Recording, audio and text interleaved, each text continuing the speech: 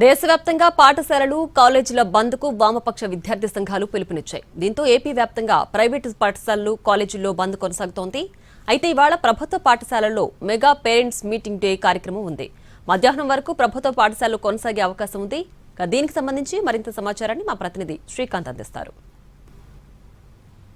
Paper leak కు సంబంధించి నిరసన వ్యక్తం చేస్తూ ఇవాళ విద్యా సంస్థల బంద్కి విద్యార్థి సంఘాలు పిలుపునిచ్చిన నేపథ్యంలో అటు విజయవాడలో ఉమ్మడి కృష్ణా జిల్లాలో ఈ బంద్ ప్రభావం అనేది పాక్షికంగా కనబడతా ఉంది. ఎందుకంటే ఒకవైపున ప్రైవేటు పాఠశాలలు ప్రైవేటు కళాశాలలకి యాజమాన్యాలు ఇప్పటికే ముందుగానే అంటే నిన్నే సెలవుని ప్రకటించిన నేపథ్యంలో అవన్నీ కూడా మూసివేసిన పరిస్థితి ఉంది. బంద్ ప్రభావం అక్కడ కనపడుతోంది. అయితే ప్రభుత్వ పాఠశాలల్లో మాత్రం ఆ ప్రభావం ఎక్కడ కనబడటం లేదు. ఎందుకంటే ఇవాళ ప్రభుత్వ పాఠశాలలకి సెలవు లేదని అటు ప్రభుత్వం కూడా స్పష్టంగా చెప్పిన నేపథ్యంలో యథావిధిగా ప్రభుత్వ పాఠశాలలు ప్రభుత్వ కళాశాలలు పనిచేస్తున్నాయి. మనం ప్రస్తుతం విజయవాడ మొగల్రాజపురంలో ఉన్నటువంటి పాఠశాలలో కూడా ఉన్నాం. ప్రభుత్వ పాఠశాలలో చూడొచ్చు ఇవాళ మెగా పేరెంట్స్ మీట్ అనే కార్యక్రమం కూడా ఉన్న నేపథ్యంలో ఉదయమే అటు ఉపాధ్యాయులు ఇటు విద్యార్థులు కూడా పాఠశాలకు కూడా చేరుకుంటా ఉన్నారు. ఇక్కడ ఈ కార్యక్రమంతో పాటు యథావిధిగా తరగతులు కూడా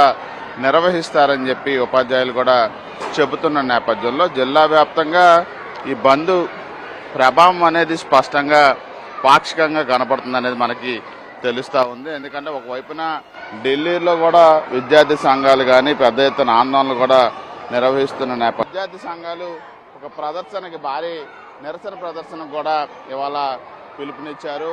నిన్న కూడా ఇదే అంశానికి సంబంధించి అటు లోక్ భవన్కి వెళ్లే ప్రయత్నం చేశారు. పోలీసులు అడ్డుకొని అరెస్టులు కూడా చేసిన నేపథ్యంలో ఇవాళ బంద్కు కూడా పిలుపునిచ్చారు. రాష్ట్ర వ్యాప్తంగా విజయవాడలో అయితే అది పాక్షికంగా కొనసాగుతూ ఉంది.